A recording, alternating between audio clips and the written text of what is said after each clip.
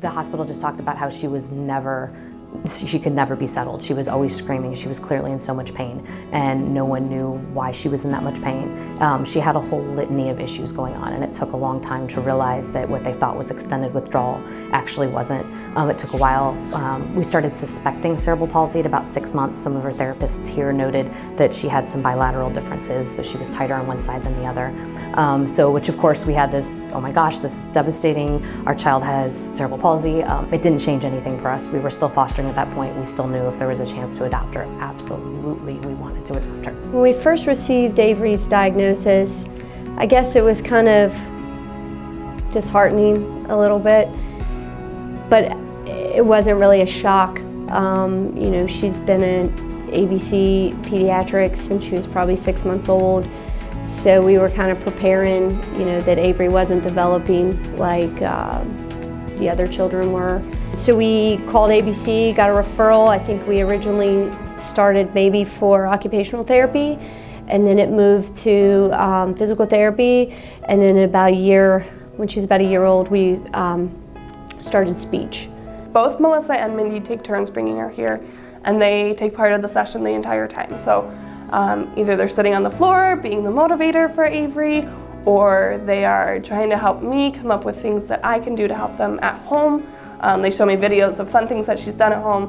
When she started walking, they showed me a video of her walking down the hallway and Chase trying to come out of the bathroom, and they're like, no, wait! So fun little moments in their household. I'm able to help them then get ideas for exercises and things that they can do at home with, making sure if she can transition from carpet to hardwood and things like that, helping her up off the floor and letting her kind of do it herself, as opposed to, if they fall down, we like to just pick them up and letting her try to figure it out.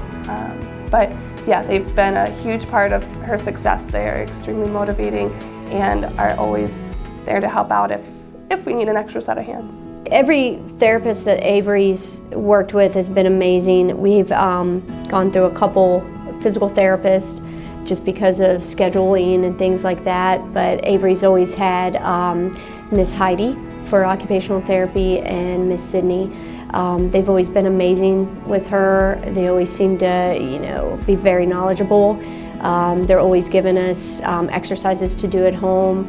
Specifically with Avery, for some reason she still has her startle reflex. So right now, Heidi went out of her way to contact the experts to get videos to send to us so that we can continue to work at home with her and continue these exercises. I love that the therapists have become family. She's seen Heidi since she was 6 months old, and then shortly after that we started with physical therapy and with Sydney for speech. And just, they know her. We have their cell phone numbers. We will text when something's happening. They'll text and check on her when she's had surgery. They legitimately care about her and have become a part of who she is today. As we've continued with ABC therapy, we've just seen amazing differences. She can speak now. Once her neurologist said she would probably never walk. And now look at her. She is doing just fine. She's in a walker. We hope someday she'll be able to walk without assistance. Her language development, she's able to pick and choose words. She does some sign language. She does some ACC devices, and then she goes to a bilingual preschool. So she picks and chooses the words that are easier to say. So she can't say little, but she can say poco. So she is just doing an amazing job communicating in spite of some of her difficulties. It's just been amazing to watch her getting around, getting into things, climbing on things. She is super fast for someone who has CP. So you turn your head 1 second, the next thing you know she's up on a chair or up on a little step stool. So she's keeping us on her toes, and I gotta blame ABC for that. No, I'm kidding. I absolutely attribute all of her progress to ABC, and just like I said, they've just been amazing. Avery loves to climb. She is a lower tone kid in a lot of her legs and her core, but for some reason she is a climber. She loves to climb that jungle gym like you saw and go down the slides. It's one of her favorite things. The stairs are another, and jumping. She loves to go on the trampoline and just jump around. Very motivated by toys and very motivated by her family.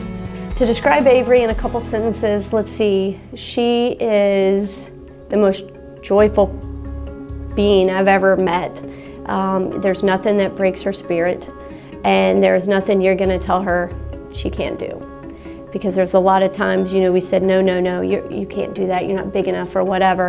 And one of the things that amazes me about her is she always finds a way. She always adapts to her circumstances. Avery she's strong-willed, she is a hard worker, she doesn't give up. I mean, she falls so many times, but never just sits there and is like, okay, I'm done. And she's got that smile, that energy that just lights up the room, and everyone that walks by her, she has to stop and look at to like see who it is and say hi and smile. And she's made some really good friends with our other friends in the gym that have therapy around the same time, and it's been fun to watch her relationship with them bloom. Avery has taught me like not to give up and not to quit. I'm a runner, and in my mind, every time I'm running and I come up on a hill, I think, you know, Avery would give anything to run up this hill. And one day she's gonna run with me. I don't know how it's gonna happen, but one day we're gonna cross the finish line together on a 5K or whatever, because like I said, she keeps me going, because there's just nothing that slows her down. And she is such a motivator for me. When I feel like giving up or quitting, or I'm too tired, you know, I just think about her and just think about how she just will not be stopped. No one plans to have a child who has special needs, but I could not be more thankful that she is my child. I mean, you learn more about unconditional love with a child with a special need than you could ever imagine. So the value of every person is just, I knew it before, but I didn't understand it quite as profoundly until Avery.